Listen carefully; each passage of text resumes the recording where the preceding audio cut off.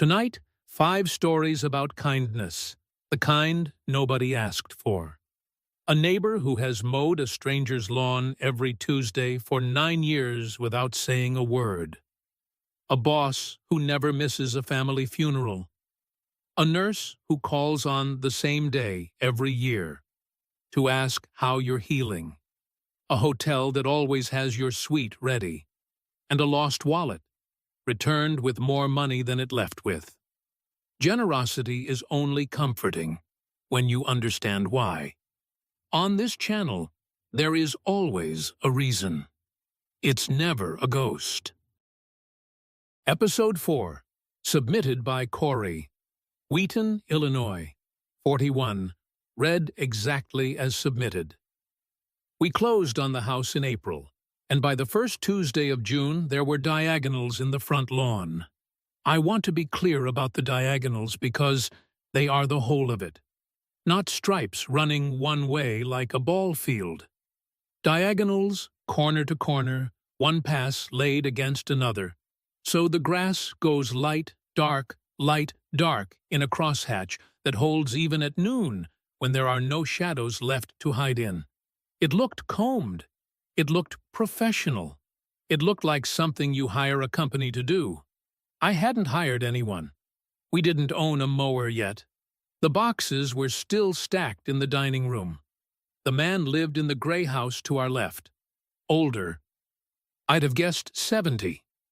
Every Tuesday, a little after 9, his mower would turn over, and by the time I got to the window, he'd already be a third of the way through our yard, sitting straight on a green riding mower, running those long diagonals across grass that wasn't his.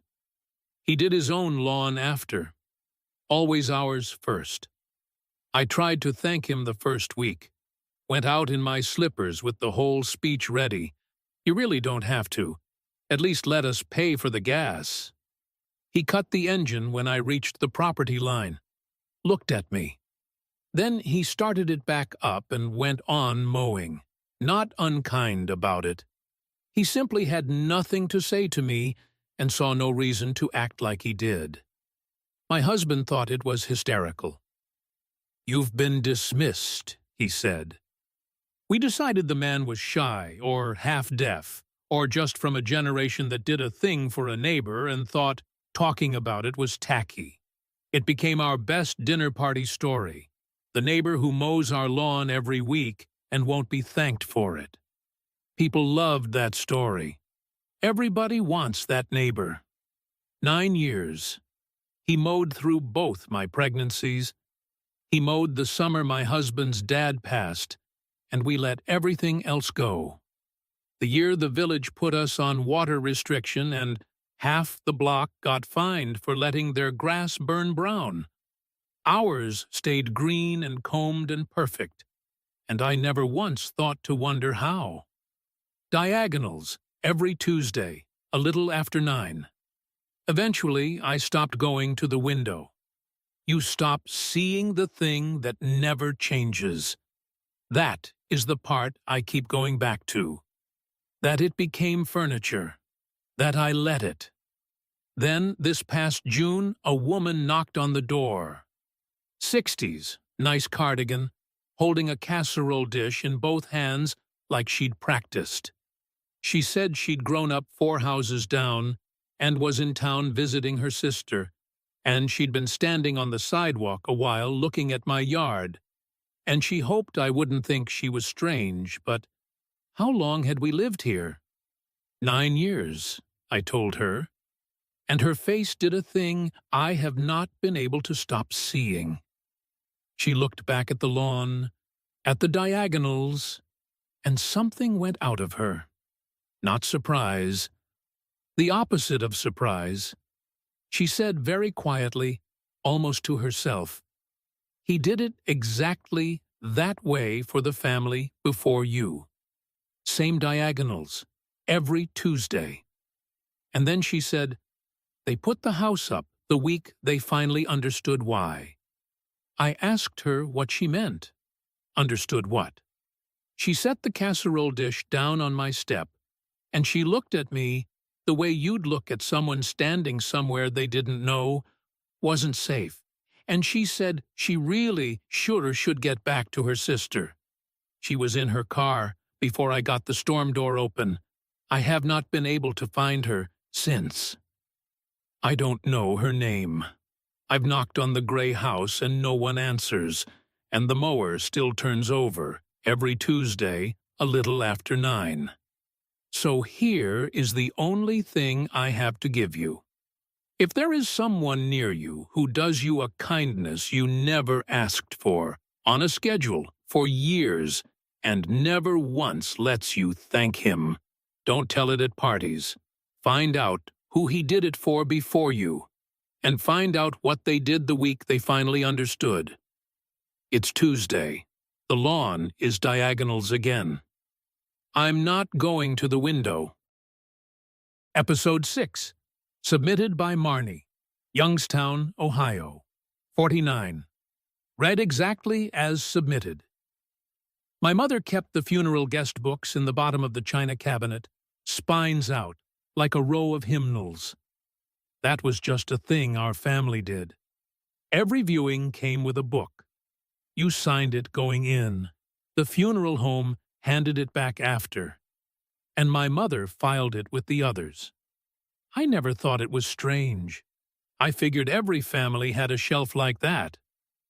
My boss came to my grandfather's funeral. I was 23, 4 months into the job, and I remember being grateful because I didn't know bosses don't usually do that. He stood at the back of the funeral home in Youngstown, signed the book, shook my father's hand, and left before the luncheon. My father said, "That's a good man you work for." I agreed. I had nothing to compare him to. He came to my grandmother's 2 years later.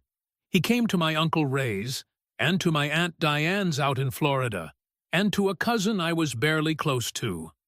Every time he stood at the back in the same dark coat. Every time he signed the book on its little brass stand by the door. And every time somebody in my family would lean over and say, "Isn't that something?" that he came all this way, and I'd say, "Oh, that's just how he is." I want to be clear that I never told him when any of it happened.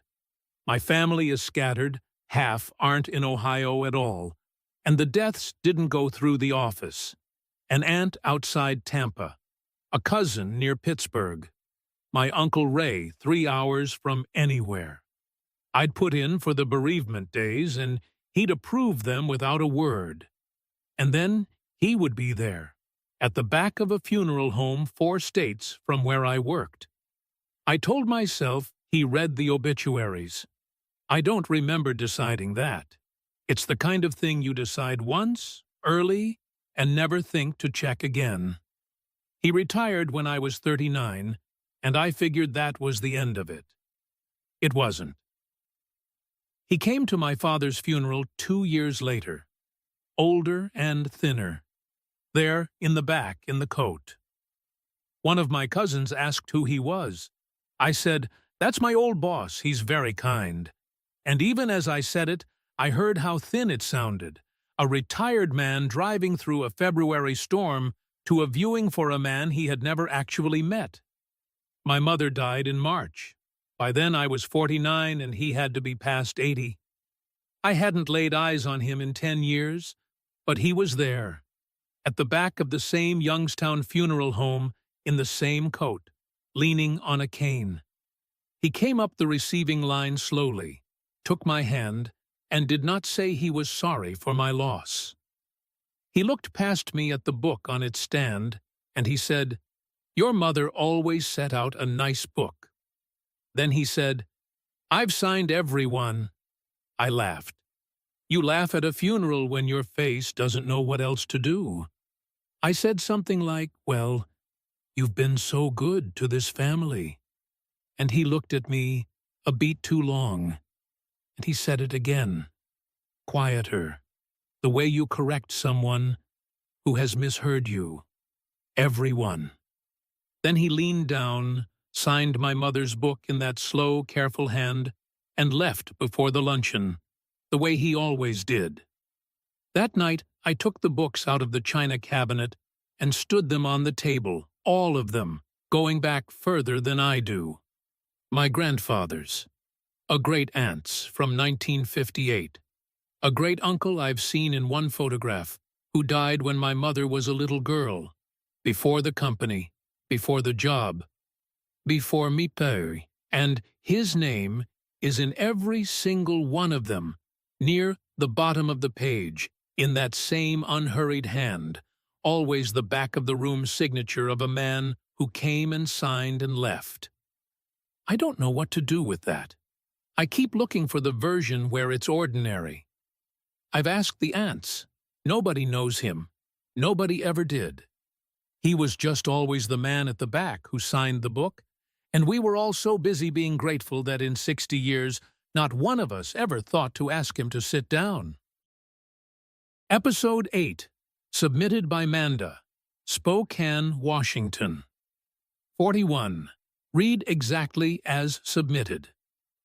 The first call came the year I turned 34, and I remember thinking it was a nice thing, a hospital that cared enough to check.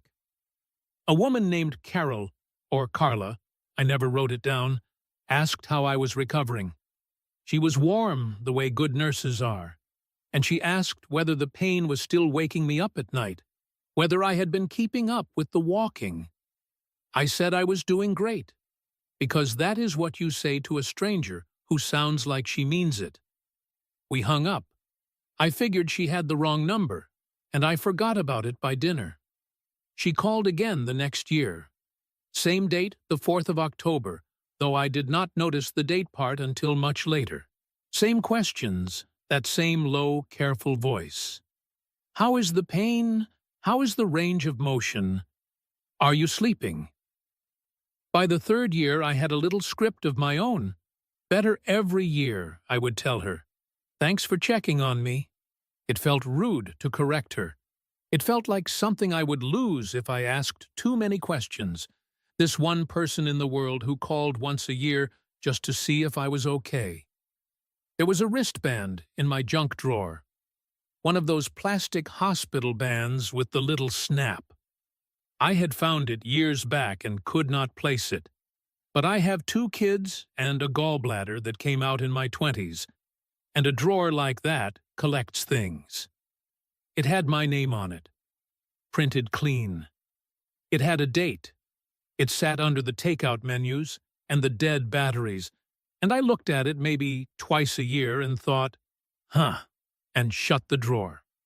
I want to be clear that for a long time, none of this frightened me. That is the part I keep coming back to. A kind woman called. A wristband sat in a drawer, and I built a whole comfortable nothing out of it. What changed was the paperwork. My plan switched carriers, and the new one made me pull 5 years of records to prove some pre-existing thing. And so one night at the kitchen table, I finally logged into the hospital portal and requested everything they had on me. It came as a file 100 pages long, and there it was, near the middle, laid out in that flat clinical font. A procedure, an operating room, an anesthesiologist, a surgeon whose name I did not know. Consent forms with my signature on them, my actual signature, the lazy loop I have used since high school. Follow-up scheduled annually. Date of service, the 4th of October. The date on the wristband. I have no scar. I checked in the bathroom mirror, twisting around, and there is nothing on me that was not there before. I called the hospital records line and read them the number off the band, and the woman on the phone went quiet, and then said, "In the tone you use for someone you have decided is confused, that the record was complete and signed, and that she could not discuss it further without me coming in." I called my insurance. They had paid it. Paid it years ago, the whole thing, itemized down to the gauze, and closed the claim clean. I asked to speak to the nurse, the one who calls. They had no one by that name in the department, they said, and no order on file for a follow-up call. And could they help me with anything else? She called again this October. I let it ring twice, and then I picked up because I had questions this time, and she asked me first, before I could say anything, how I was healing.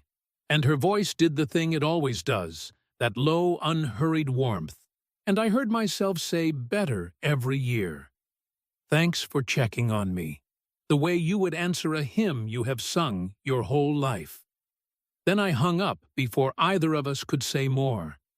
I still cannot tell you who was on that table. The record says it was me. My body says it was not. Somewhere, a machine bills. A call goes out. A woman asks how I am healing. And the whole thing runs on without needing me to believe in it at all. Episode 15. Submitted by Nate. Rockford, Illinois. 47. Read exactly as submitted. I have stayed at the Delmore in downtown Memphis maybe 40 times, and 40 times they have put me in 1412. The first time was luck, or I thought it was. I travel for work. I inspect grain elevators for an insurer, which means I fly into cities nobody vacations in and stay 2 or 3 nights while I climb things. And the first trip to Memphis, 11 years ago, the woman at the desk slid a key across and said, "We've got you in a suite tonight, Mr." and said my name before I gave it. I figured somebody upstream had comped me. I was 36 and easily flattered. 1412 is a corner suite with 2 windows facing the river and a couch nobody has ever sat on. I slept like a stone. The room key for 1412 is a plain white card. No logo, no room number printed on it, which I now know is unusual because every other card they hand out at that desk has the Delmore's little brass D on it. Mine is blank. I have a small stack of them at home in a drawer because they never ask for them back, and every trip they cut me a new one before I reach the counter. That is the part it took me 11 years to hear how it sounds.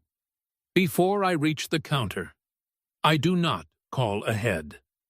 My assistant books me into whatever's cheapest near the job, and the confirmation always says a standard king. $140 a night. I walk in, and whoever is working looks up, and their hand is already moving to the drawer, and the card is already cut, and it says 1412, and they say welcome back, and I go up. I have watched the people behind that desk change completely. Nobody who checked me in the first year still works there, and the thing itself has never changed once. 2 months ago, I got in late, past 1 in the morning, and the man at the desk was new, young, doing the night audit with a headset half on. He took my name to pull up the reservation, and I watched his face do something. He said, "Sir, I've got your standard king on 4, but," he turned the monitor a 1/4 inch toward himself, the way people do when they don't want you to see. He said, "There's no 1412 on here." I said there's always a 1412. He said no. The 14th floor tops out at 1410. It's a short floor. Mechanical takes the river end. I said I've slept in it 40 times. He typed for a while. Then he said, "The thing I have not been able to put down since." He said, "Room's not in the system to book. It's not out of order. It's not occupied. It's just not a room you can reserve." Somebody would have had to set that up a long time ago. Somebody would have had to set that up a long time ago. I asked who. He was already cutting me a blank white card. He didn't decide to. His hands did it while he was talking, the way you'd sign your own name. He handed it over and said, "Honestly, it's flagged. I just do what the flag says." And he looked, for the first time, a little sorry for me, the way you look at someone about to be told a thing you assumed they already knew. I have tried, since, to find out who set it up. I called the Delmore's corporate line, and a nice woman told me the property changed ownership in 2015 and again in 2021. And any note that old would have migrated forward automatically without anyone reading it. "That's how it works," she said. "The flags just carry over. Nobody reapproves them." I asked whose name was on it. She said the field for that was blank. She said, "That happens. So it is not a person. There is no clerk who likes me, no manager I once helped, nobody I can thank or ask to stop. There is an instruction, and it is older than everyone currently carrying it out.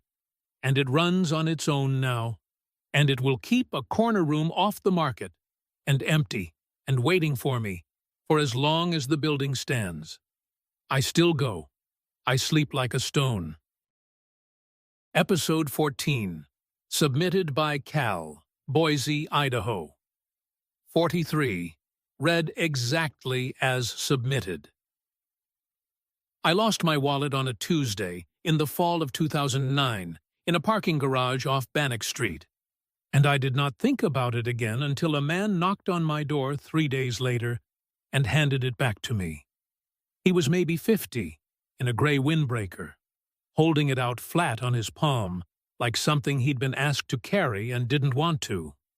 He said he'd found it in the stairwell of the garage. He'd looked at my license for the address. He apologized for taking so long. He'd been out of town, he said.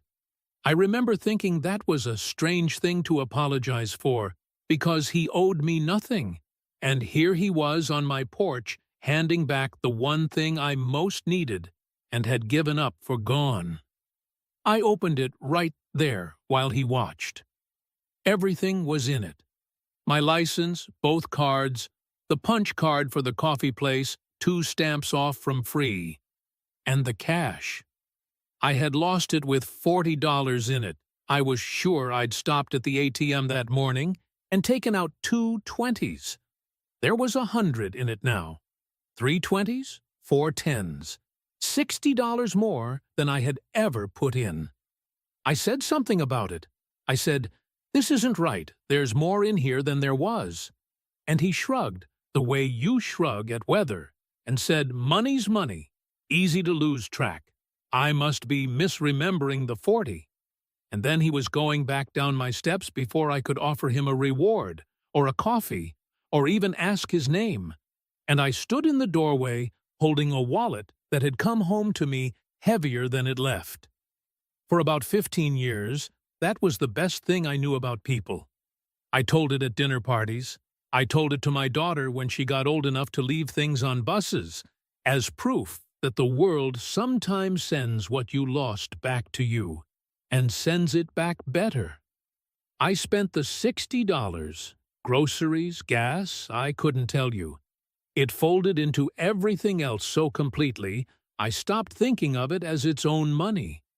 I did not think about the extra 60 again until last spring, at a block association meeting I only went to for the free coffee. A woman I'd never met, she'd moved onto our street a couple years back, was telling the man beside her about the honest stranger who'd returned her purse, found it somewhere, walked it right up to her door. And when she opened it, there was more cash inside than she'd been carrying. She laughed, telling it. She said it was the kind of thing that made her love this city, still, after everything. And then she said the other part, lower. The part she said she still couldn't square. A week after that, the spare key was gone from the hook inside her door, where it always hung. She never found it. She'd spent a year telling herself she must have moved it and forgotten. I drove the 4 blocks home, and I sat in my own driveway a while with the engine off, because nothing ever happened to me. That is the whole of it, and it is the part I cannot put down. A man came to my door 15 years ago and gave me back my wallet with $60 extra folded into it, and nothing ever happened to me afterward. Nothing at all. And I have spent 15 years telling every person I love that this is a story about how good people can be. I have a daughter who studies a stranger's face for the honesty in it. Patient. Giving them the benefit, exactly the way I taught her to. Because of a man on our porch in 2009, I never once changed the locks on that house. I still live in it. And I keep coming back to the $60, turning it over, because I understand now that it was never a gift. It was a price. And it was cheap. And what it bought was that I would never look too closely at how a stranger came to know my door. I took it. I was grateful. And I have never been able to find where in this house it finally went.